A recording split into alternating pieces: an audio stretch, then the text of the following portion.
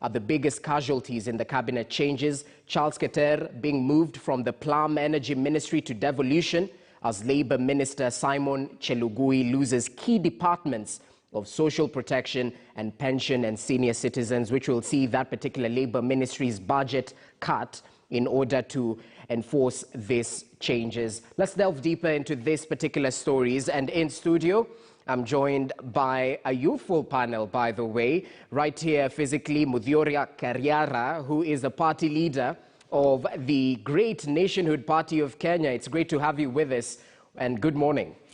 Good morning, Jesse. It's a real pleasure to be here.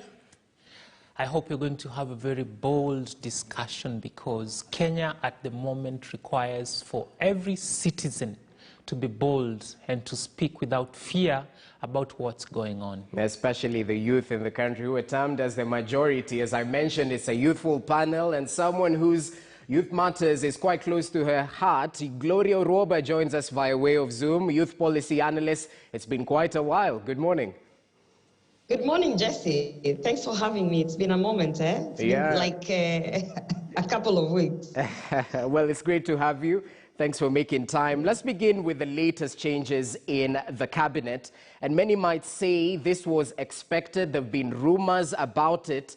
But I'd just like to delve deeper into that particular angle that the Daily Nation has taken. Gloria, I'll begin with you. The DP's allies are the biggest casualties in this particular cabinet reshuffle. What's your reaction in terms of the efficiency going forward, even as you get closer and closer to the 2022 general election?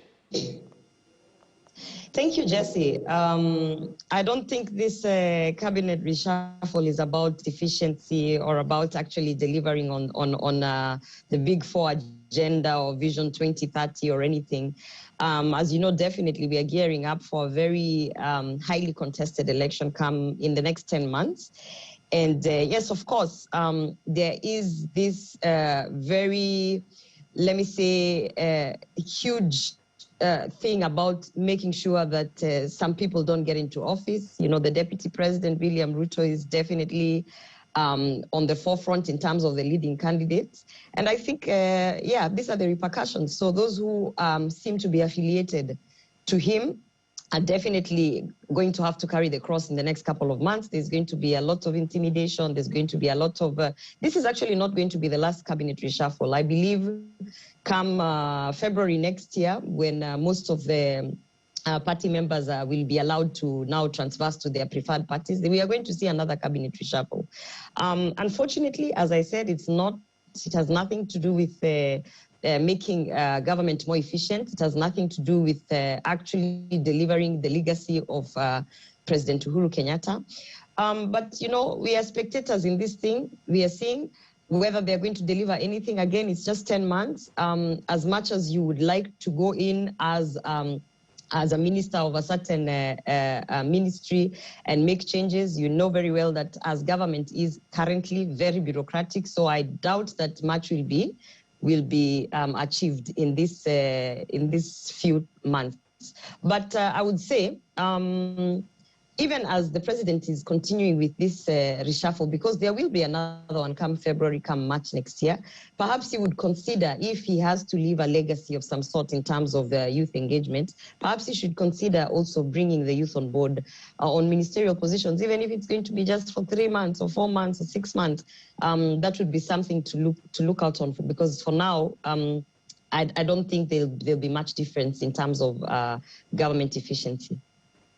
Gloria, so you read politics in the cabinet reshuffle. Kariara, what's your take on this? Because the Standard goes big with this particular quote. They say, but the elephant in the room that might have triggered the exit of the CS and the PS is the task force report that President Kenyatta wants implemented within 3 months to cushion Kenyans from the high cost of living. So it seems to be all to do with that particular batch of recommendations from the task force, hence informing this particular reshuffle. What do you read from the reshuffle? I read politics. The fact that there is a report to be implemented is neither here nor there. The people who are going to implement that eventually are still the same ones who have been left behind, the ones we call watu wa mkono. If you look keenly, you'll realize that William Ruto is a marked man, and whoever is aligned to him has been paying a price for being in the deputy president's camp. It's a political season. I cannot fault the president for taking the action that he took because it's within his powers. If that's the way he sees he's going to deliver better services to Kenyans, so be it. But truth be told, you look at the departments that were moved around and you realize that it did not happen in the places where the president has his henchmen. It's only happened in places where the deputy president had his people, so to speak.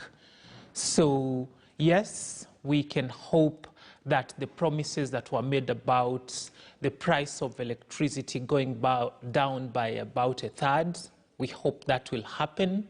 But the reshuffle just goes to show that Kenya, to some people, is like a kiosk where someone can wake up one day and without any proper reason move around the furniture.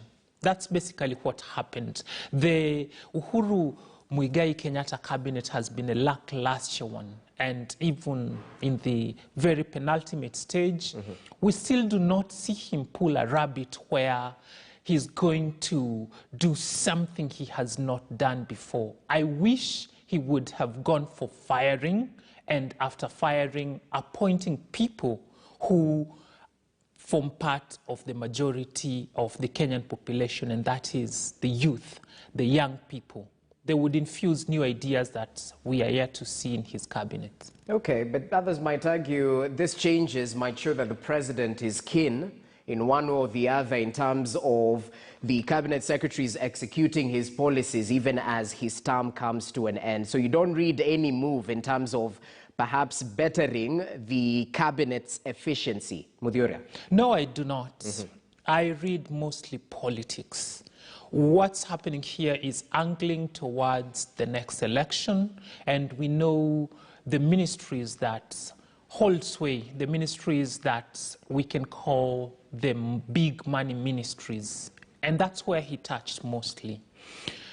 There is a promise that was made yesterday. That's what we should hold the president to, that within the period promised, the price of electricity will come down. And not just that, there were changes in the Ministry of Energy, and I'm hoping that the price of petrol will also come down. Okay. And not just that, we've seen cabinet secretaries get publicly involved in political matters. In a reshuffle such as the one that he did yesterday, he should have taken action against those who went over the line, because like he promised when he formed government, members of cabinet were not supposed to engage in political matters like we have seen. All right, well noted. Gloria, over to you. Perhaps let's shed more light on this reprieve for Kenyans. It was a promise that the cost of power is set to go down by a third in the next 4 months or so. Interestingly, the Bonchari Member of Parliament, who was the former boss of EPRA, that's Pavel Oimeke, poured cold water on these recommendations, and he's quoted saying this: "The recommendations are unrealistic and unachievable, putting into consideration the factors that advise on the cost of power and the time frame allocated." So from where you sit, is this a reprieve for Kenyans who are facing high cost of electricity, or there's devil in the detail? You know what they say. I think we should not celebrate too early. And Oimeke might be right, because we know that there are a lot of challenges in terms of how this sector, the energy sector, has actually been structured. We know for a very long time that it has been monopolized. There's absolutely no business justification reason why we do not have other players other than KPLC in the distribution of power. There's absolutely no reason why we do not have, let's say, third parties who are coming in to introduce innovative ways of Kenyans accessing energy. but we know that the industry has been monopolized for a very long period of time.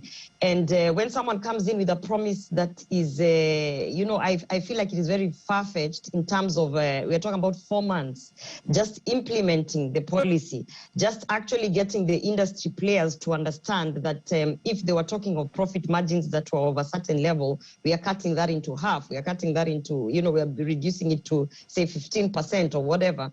I think one of the things that our president has been known for, and I say this referencing a lot of past experiences, is promising things that he probably has a good intention to deliver, but actually not understanding that there are so many players in whichever industry that is. When you look at the Big Four agenda that was fronted to us, if you just look at manufacturing, if you look at food security, where we were saying that by a certain year, we should have actually allocated thousands of acreage of land just to ensure that we are, producing, we are having a mass production of certain crops.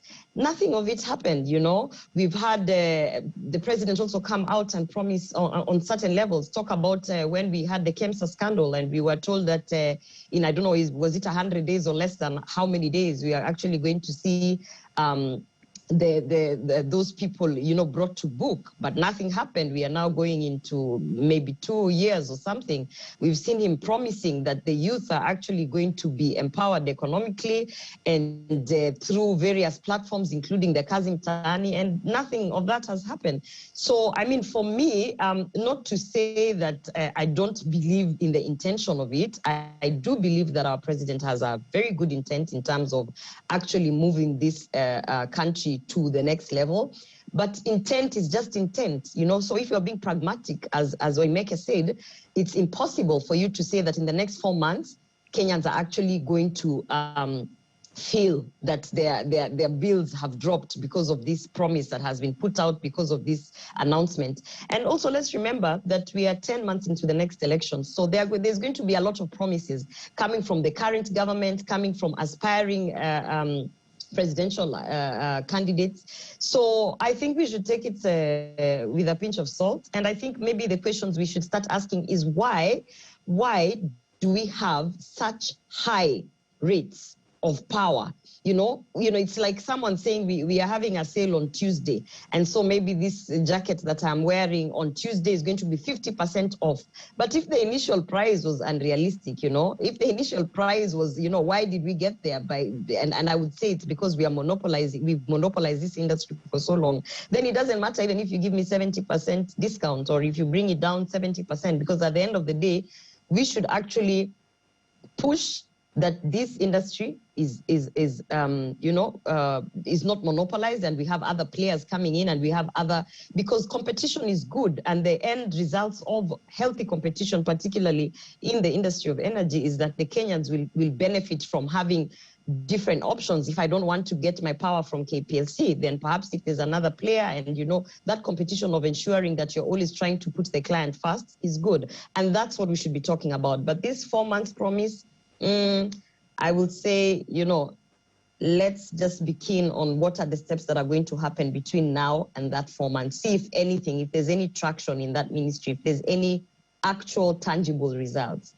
Okay, well noted, Gloria. Well, that particular work in terms of dealing with the electricity cost will fall under the docket of Dr. Monica Juma right now. Even as we speak about promises, the president is set to fulfill that particular promise of cheaper power that he gave nearly a decade ago when he came to power. That's if these recommendations will be followed through. So allow us to take a short break on that particular note. Still with me, Gloria Roba and MUTHIORA Kariara, and we'll get to delve deep.